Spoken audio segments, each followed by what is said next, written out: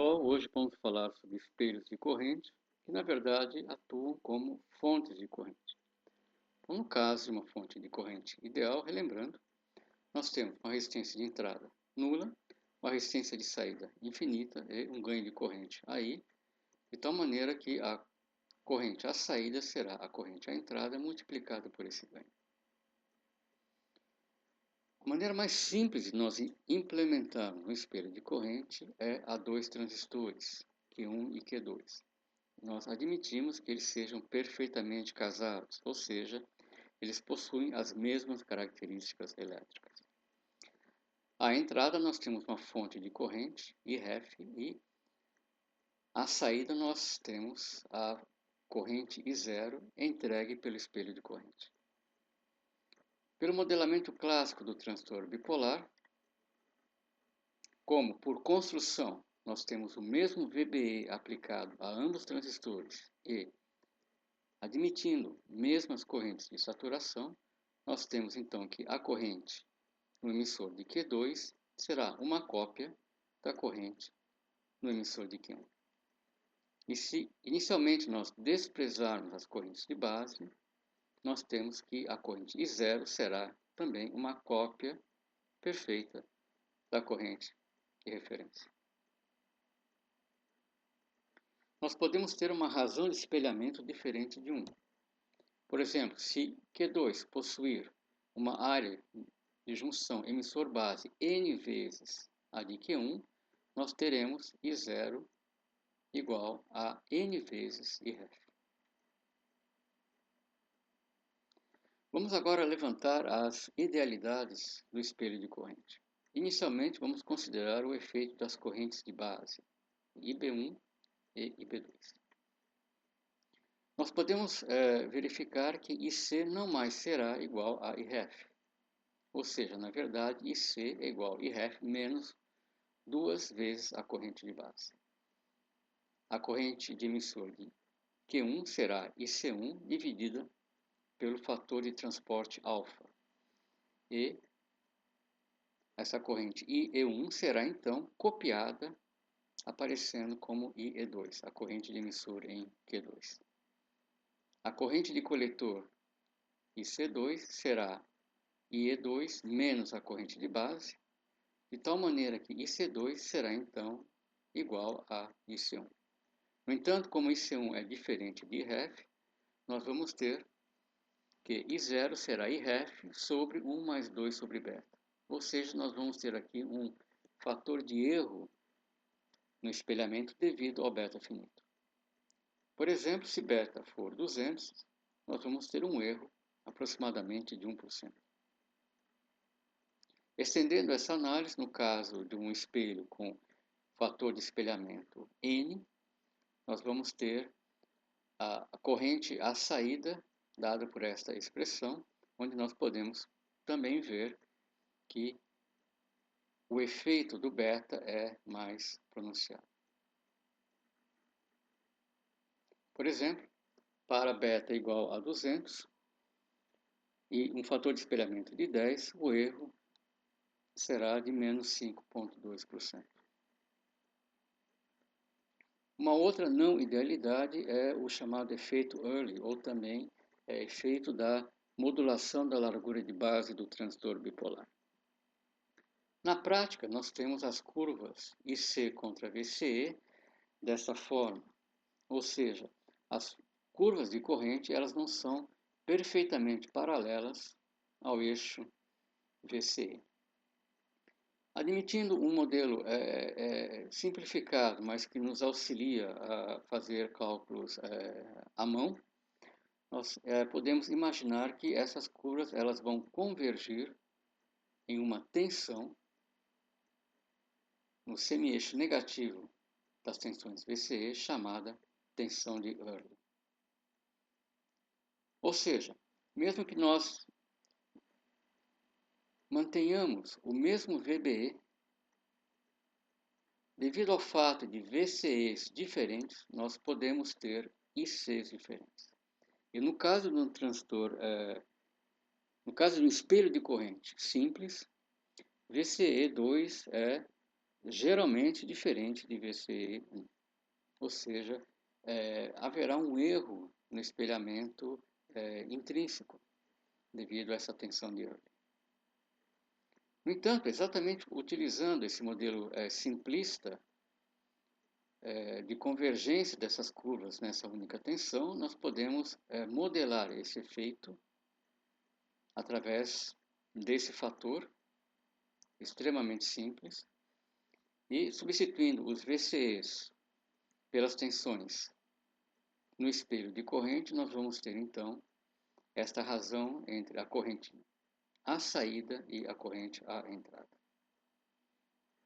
Ou seja, mesmo que Q1 e Q2 sejam perfeitamente casados, haverá um erro no espelhamento de corrente, seja devido ao beta finito, seja devido ao efeito Earle, ou termos uma tensão VA finita, diferente de infinito, que corresponderia ao caso dessas curvas estarem perfeitamente paralelas ao eixo VC. Aqui nós temos uma simulação P-Spice do espelho de corrente simples. Eu estou considerando o transistor Q2N2222, que tem uma tensão de Earle em módulo de 74 volts e um beta típico de 256. A corrente à entrada é 1 mA, como alimentação estou utilizando 5 volts. Bom, nós podemos já observar o desbalanceamento das tensões VCEs. Quanto às correntes, nós podemos ver a presença das correntes de base e temos que a corrente à saída será 1.031 mA ao invés de 1 mA, ou seja, um erro de 3,1%. Aqui nós temos o caso do espelho simples com um fator de espelhamento de 4. No caso, uma corrente à saída de 3,89 mA ao invés de 4 mA, o que nos dá um erro de menos 2,68%.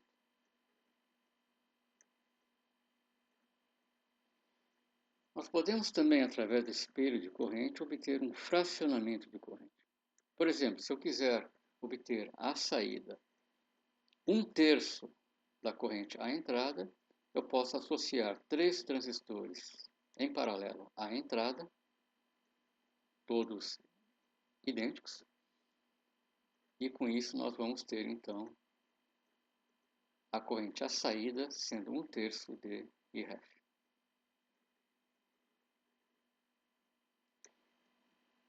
Em muitos casos, nós precisamos de múltiplas fontes de corrente no nosso circuito. Por exemplo, aqui nós temos um esquemático de um op-amp e nós podemos ver então 3 fontes de corrente e a questão é como nós podemos implementar essas fontes de uma maneira simples. Exatamente utilizando o espelho de corrente a múltiplas saídas. E para cada uma dessas saídas nós podemos ter um diferente fator de espelhamento. Existem situações em que nós devemos passar de uma condição de corrente sink, ou seja, uma corrente que está saindo do circuito a ser polarizado, para uma corrente do tipo source, ou seja, uma corrente que está entrando no circuito a ser polarizado. Por exemplo, utilizando o mesmo esquemático anterior, nós temos aqui um exemplo de uma corrente, uma fonte de corrente do tipo source e uma fonte de corrente do tipo sink.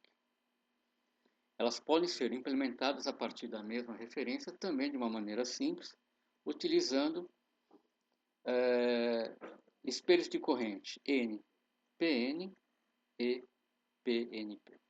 Por exemplo, se Q3 deve receber uma corrente em seu coletor correspondente a IREF, uma corrente que entra, então, em Q3, nós podemos, inicialmente, a partir desta referência, gerar o IREF do tipo sink e, utilizando esse outro espelho PNP, gerar uma corrente à saída do tipo source.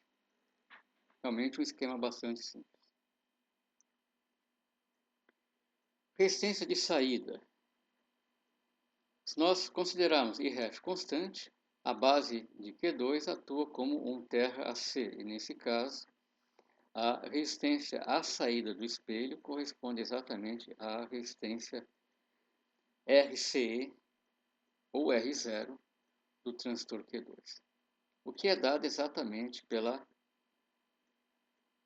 tensão de Early sobre a corrente de polarização. É um modelo simplificado, mas que nos ajuda a fazermos cálculos relativamente rápidos.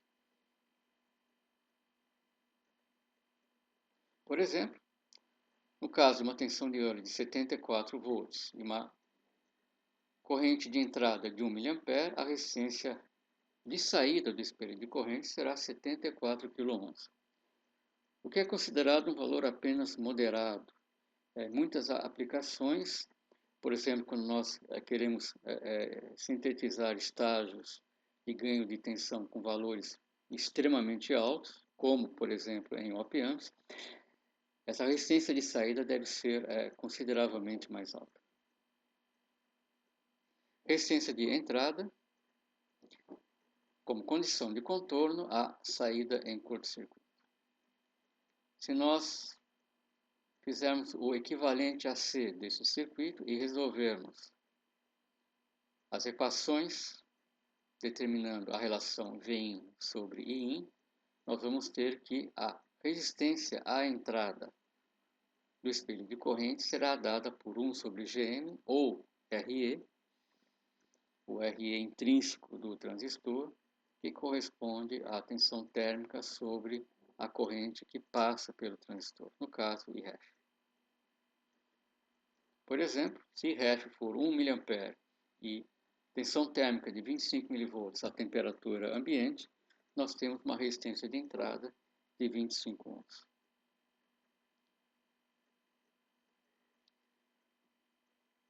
Uma das maneiras mais eficientes de nós compensarmos pelo efeito do beta finito é pela adição de um transistor extra no espelho, chamado também de, em inglês, Delta Helper. Ou seja, quem vai suprir as duas correntes de base para os transistores principais do espelho será exatamente esse transistor auxiliar, que por sua vez exigirá então da fonte de corrente à entrada o equivalente a 2 vezes a corrente de base mais dividida pelo beta desse transistor auxiliar. Ou seja, nós vamos ter uma razão I0 sobre IREF, dado por esta expressão, ou aproximadamente 1 sobre 1 mais 2 sobre beta ao quadrado. Então, aqui nós temos um termo beta ao quadrado em comparação com o caso do espelho simples. Ou seja, com a inserção desse beta helper, nós vamos ter então um erro bem menor devido à corrente de base finita. Aqui no caso do 741, nós temos então a presença, exatamente no estágio de entrada, a presença do delta helper neste espelho de corrente, que é a carga ativa do par diferencial. Aqui é um exemplo então de utilização prática desse esquema de compensação da corrente de base. Bom, existe então a necessidade de espelhos de corrente com elevada resistência de saída, geralmente acima de megahms. Uma maneira de se conseguir é através do espelho de corrente Wilson, que é um espelho de corrente a 3 transistores, nesta configuração. É um esquema bastante interessante, pois a atuação de um esquema de realimentação negativa. Para melhor entendermos, vamos imaginar que haja uma variação na corrente de saída. por algum motivo, temperatura ou uma variação da tensão V0, que seja. Então vamos supor então que houve essa variação positiva na corrente da saída. Essa variação vai passar para o transistor Q1, vai fazer com que haja um aumento na tensão de VBE e, consequentemente, essa variação de corrente vai ser espelhada em Q2. No entanto, essa fonte de corrente é assumida como sendo constante, ou seja, essa variação mais I ela tem necessariamente que vir da base de Q3. Isso faz com que VBE de Q3 diminua. E, ocorrendo isso, nós vamos ter, então, uma diminuição da corrente de coletor Q3. Ou seja, existe uma espécie de compensação da variação inicial positiva na corrente. Não é uma compensação ideal, mas ela é bastante útil e faz com que nós tenhamos uma resistência de saída consideravelmente alta. Bom, deve-se garantir necessariamente um VCE no transistor Q2 de 2 vezes VBE. VBE de Q1 e VBE de Q2. Então nós devemos garantir 2 VBEs como tensão entre coletor e base de Q2. E a saída do espelho de corrente nós devemos ter, no mínimo, uma tensão V0 que seja VBE de Q1 mais o VCE SAT de Q3. Isso pode ser uma desvantagem quando se opera com baixas tensões de alimentação. Então, na verdade, quando nós trabalhamos com alimentações por volta de 1,5 volt, 1 volt, a utilização de espelhos Wilson começa a ser quase impraticável.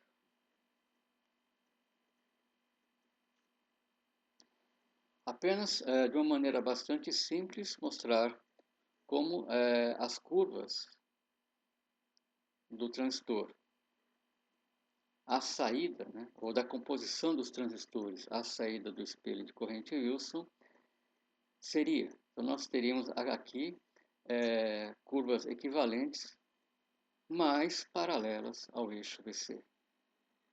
Então nós temos uma resistência mais alta, o que também corresponderia a uma tensão de Early em módulo mais alta.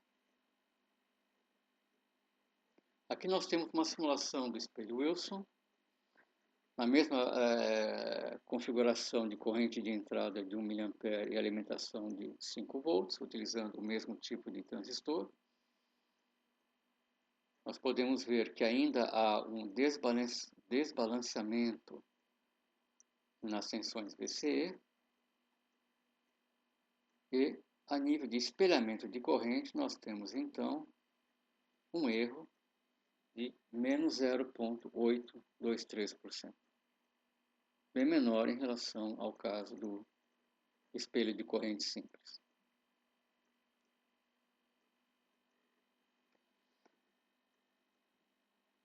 O espelho de corrente Wilson ele pode ser melhorado, aprimorado pela inserção do transistor Q4. E aí o que ocorre? Nós balanceamos o VCE de Q2 com o VCE de Q1. O VCE de Q1 é exatamente VBE1. Nós temos, de uma maneira simplificada, o potencial na base de Q3 como sendo 2 VBEs. Aqui nós descemos de um VBE. Então nós temos como VCE de Q2 exatamente 1 VBE.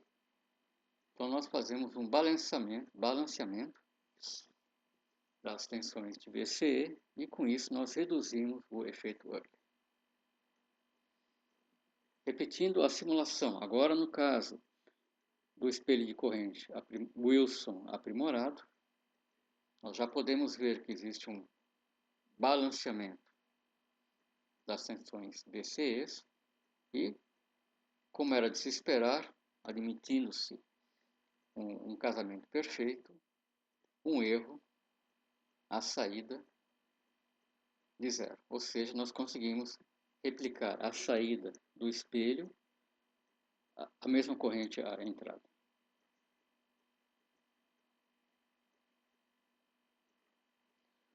Uma outra alternativa de se implementar espelhos de corrente com elevada resistência de saída é o chamado espelho de corrente cascode. O que ocorre? Nós empilhamos dois transistores à saída.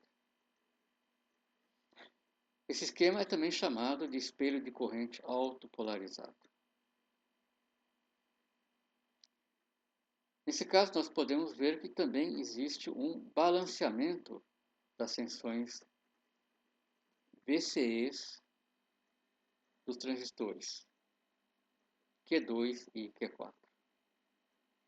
Nós temos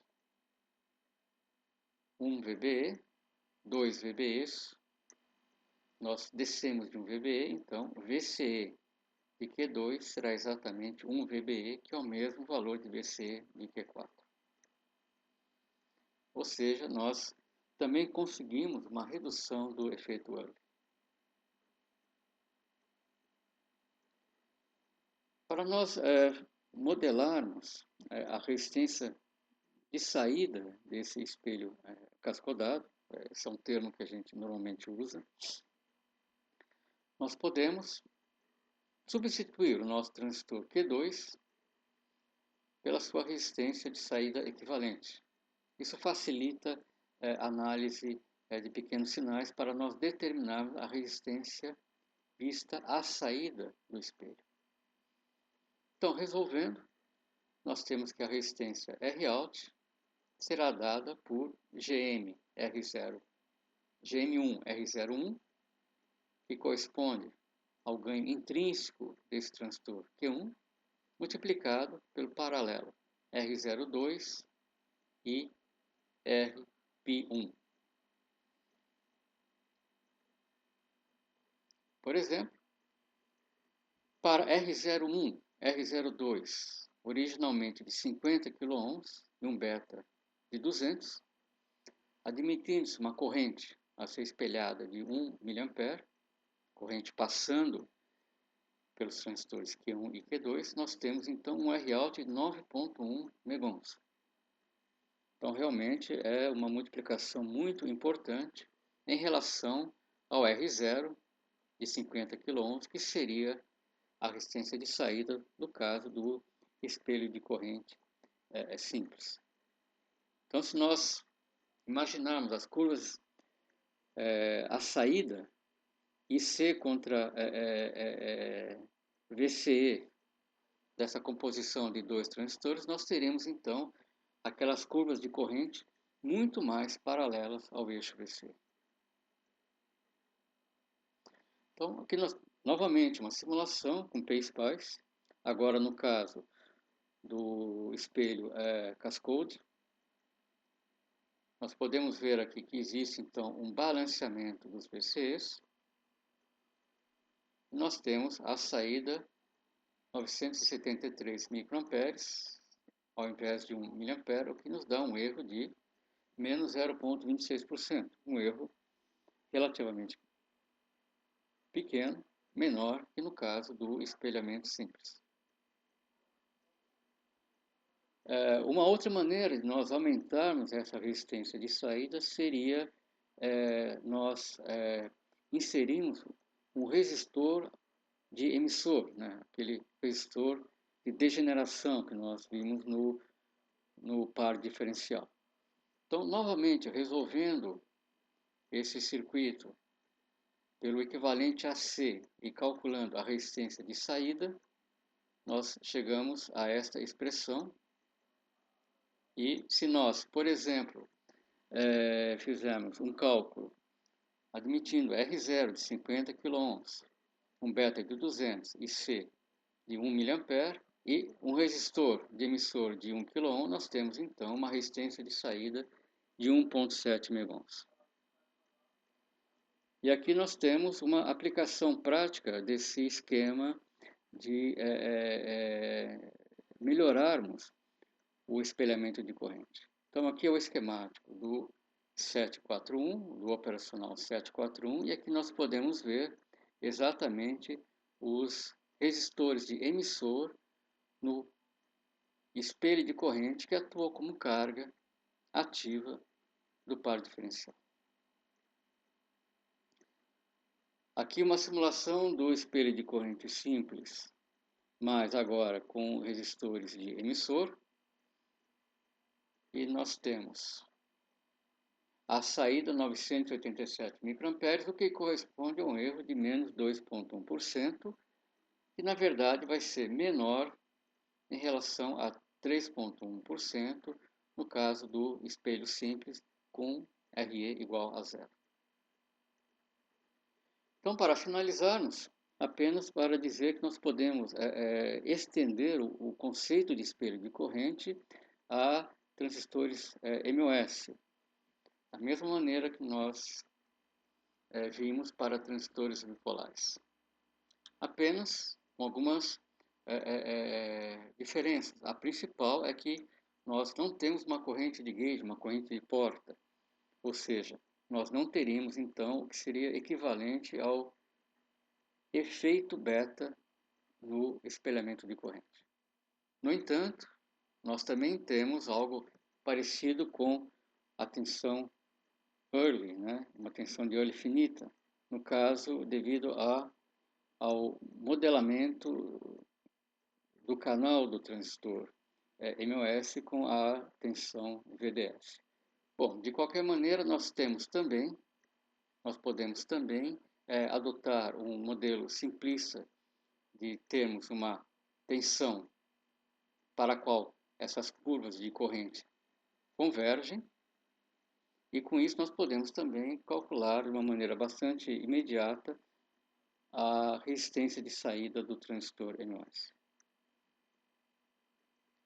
E aqui nós temos algumas referências que certamente poderão ajudá-los a melhor entender o funcionamento dos espelhos de corrente, desde o mais simples aos modelos mais complexos, que basicamente visam o aumento da resistência de saída e, com isso, um melhor espelhamento. Bom, eu espero que essa apresentação tenha sido proveitosa e útil no estudo de vocês. Muito obrigado.